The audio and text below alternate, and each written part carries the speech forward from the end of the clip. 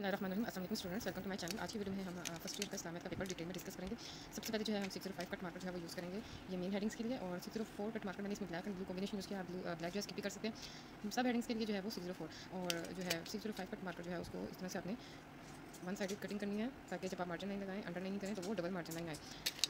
सबसे पहले हम इन 76 से सवाल मुख्तसर सवाल के जवाब आपकी 605 कट मार्कर हेडिंग आएंगे। उसके बाद सब हेडिंग 604 कट मार्कर ब्लू और ब्लैक जो आप चूज़ करना चाहें। सवाल नंबर 2 की हेडिंग आएगी, इसमें जो भी आपने पार्ट अटेम्प्ट करना है उसकी नंबरिंग देंगे।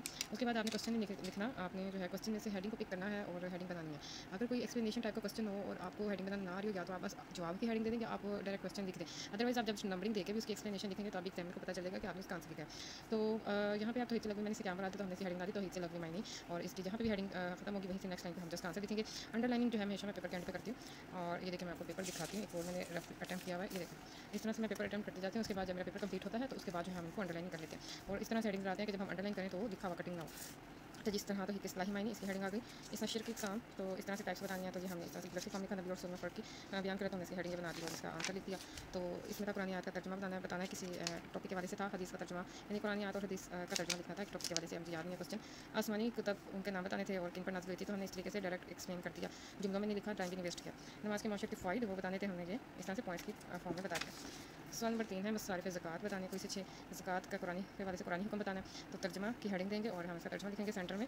ज़रा ज़्यादा लेंथी हुआ तो हम सेंटर में नहीं करेंगे, अगर शॉर्ट हुआ तो हम सेंटर में कर देंगे। अगर आप साथ ही मेंशन कर देंगे सूरत तौबा की कौन सी आयत है या खाली सूरत तौबा इस तरह से लिखें तो ज़रा अच्छा लगता है, और जो है वो एग्जामिनर भी जो है वो उस आइडिया होता है कि आपको हर चीज़ का पता है। मनासिक के हज बताने, कोई से 6 अफदर गुजर का वाक़या था, तो ये हमने हेडिंग में अफदर गुजर का वाक़या आपसे सुनकर ये हमने पैसेज की फॉर्म में वो वाक़या लिखा। इसके बाद फिफ्थ पार्ट जिक्र की एग्जाम बतानी है, तो हमने इस तरह से मार्केट में लिख दिया और उसके बाद उसको छोटी छोटी एक्सप्लेनेशन के साथ बता दिया। तकवा परहेज़गारी की कुरान के वाले से कोई कुरानी आयत लिखी, क्वेश्चन था तो हमने तकवा परहेज़गारी टॉपिक लिखा और उसके वाले से कुरानी आयत। तो ये कुरानी आयत लिखनी थी, तो अगर आपको कुरानी आयत आती है बट आपको ज़ेर ज़बर पेश का डाउट है तो आप जो है वो स्किप करते हैं, जस्ट आयत लिखते हैं। तो ये देखें इस तरह से। हिस्सा 2 में लॉन्ग क्वेश्चन तफसीली सवाल के जवाब। सवाल नंबर 5 और सल्लल्लाहु मोहम्मद सल्लल्लाहु अलैहि वसल्लम के खसूसियात मोस्ट इंपॉर्टेंट क्वेश्चन होता है, अक्सर आ जाता होता है, तो इसलिए मैंने इसमें से वही लॉन्ग क्वेश्चन अटेम्प्ट किया जो मोस्ट इंपॉर्टेंट है, जो ज़्यादातर आते होते हैं। तो इसको अच्छी तरीके से देखिएगा कैसे अटेम्प्ट करना। सबसे पहले जो है वो हम थोड़ा सा जो है डिटेल डालेंगे, और उसके बाद जो है वो कोई आप रेफरेंस या कोई शेयर या कोई आयत वगैरह लिख सकते हैं। इसके बाद जो हम पॉइंट्स के साथ साथ इसकी एक्सप्लेनेशन करते जाएंगे। नंबरिंग के साथ कर लें, आपकी मर्जी है, नंबरिंग बिना देवासी कर लें। आलमगीर रसालत पहली शरीयत की मनसूखी। अच्छा यहाँ पे है कि मैंने हर पॉइंट पे कोई ना कोई रेफरेंस दिया, किसी में शेयर लिखा है, किसी में कुरानी आयत लिखा है, किसी में कोई हदीस का हवाला दिया। इस तरह जो है इस्लामिक पेपर में रेफरेंसेस देना अच्छा होता है, प्लस पॉइंट होता है, आपके मार्क्स नहीं करते अगर आपको एक्यूरेट आता है तो। गलत लिखने से अच्छा आप मत लिखिए। तो ये देखिए अगर आता है, अगर जैसे कोई कुरानी आयत का तर्जुमा आता है तो आप लिखें अल कुरान तर्जुमा, और इस तरह से लिखा। अगर आपको पता है कौन सी सूरत का तो ये बता दें, आयत भी पता तो आगे भी बता दें, पर इतना डिटेल में शायद ही किसी को बताओ, तो खाली सूरत मेंशन कर देंगे, सूरत का भी नहीं पता, जस्ट इतना काफ़ी है। अच्छा जिस तरह से अल कुरान तर्जुमा, ठीक है, ये तरीका होता है, इससे लाइन्स भी ज़्यादा कंज्यूम होती हैं और प्रेजेंटेशन भी अच्छी आती है और लेंथ भी ज़्यादा हो जाती है। कामिल रसालत, तो इसमें भी मैंने तर्जुमा इस तरह से ऐड किया है, देखिए महफूज रसालत, इसमें जो है अगर आपने सिंपली लिखना है कुरान नहीं लिखना, आप डायरेक्ट सूरत लिख लें, और आगे से अगर तर्जुमा लिखना तो तर्जुमा लिख लें, ठीक है। इसी तरह से ये डिफरेंट है, ये देख लीजिए अल हदीस, ये इस तरह से भी स्टाइल बना के इसमें लिखा जा सकता है, तो ये थोड़ी प्रेजेंटेशन में इजाफा करता है और लेंथ को भी इंक्रीज़ कर देता है। जामियत, ठीक है। अब ये मैंने एक और तरीका बताया कि अगर आप जो है सिंपल नहीं इस तरह की चीज़ें पसंद करते, आप इस तरह से भी लिख सकते हैं, ठीक है, और नीचे सूरत बकरा बता देंगे, सूरत बकरा क्या आएगा।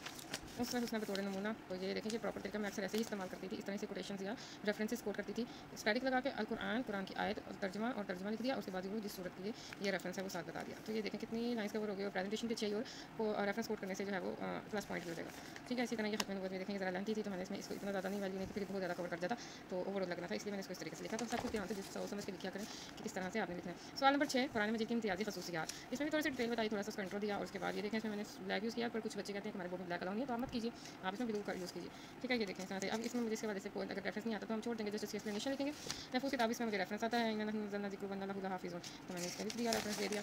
जिन्हें रेफरेंस आते हैं तो आप जरूर कोट करिए, देखें इसका स्क्रीनशॉट लें, इस तरीके से अगर आपको रेफरेंस कोट करें बहुत अच्छा लगता है और लेंथ को इंक्रीज़ करता है। अच्छा जी ये हो गया, ये देखें या नास, ये मैंने जो है वो एक्सप्लेनेशन को हाईलाइट किया। इसी तरह से बाकी देख लें, ये देखें खाली उर्दू में था तो ये मैंने इसको इस तरह से मार्कर से ले लिया सिर्फ, और ये आसान किताब। तो ये है हमारी इस्लामियत के पेपर प्रेजेंटेशन। इंशाल्लाह अगर आप इस तरीके से पेपर अटेम्प्ट करके तो आई गारंटी आपको फुल मार्क्स आएंगे। दुआ में याद रखिएगा, और प्लीज़ चैनल को सब्सक्राइब कर दीजिए, शेयर जरूर कर दीजिए, और किसी सब्जेक्ट की किसी भी क्लास की कोई भी वीडियो चाहिए तो मुझे बता दीजिए, मैं इंशाल्लाह उसकी भी अपलोड कर दूँगी। अपना ख्याल रखिएगा, अल्लाह हाफिज़।